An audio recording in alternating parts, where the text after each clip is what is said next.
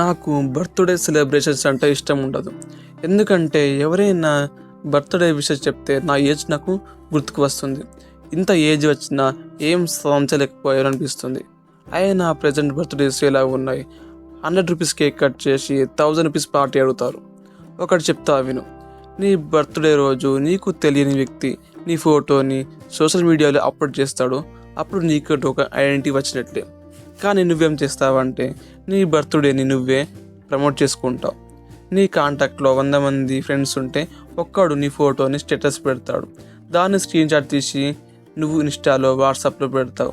అప్పుడు అది చూసిన వారు బర్త్డే విషయం చెప్తారు. నువ్వు దానికి హ్యాపీగా ఫీల్ అవుతావు, అవునా కదా? అదే ఒక సెలబ్రిటీ కావచ్చు, మూవీ హీరో కావచ్చు, ఇంకెవరైనా కావచ్చు. వారికి నువ్వెవరు తెలీదు, కానీ నీకు వారు తెలుసు. ఆ సెలబ్రిటీ ఫోటోని స్టేటస్ పెడతావు, కేక్ కట్ చేస్తావు.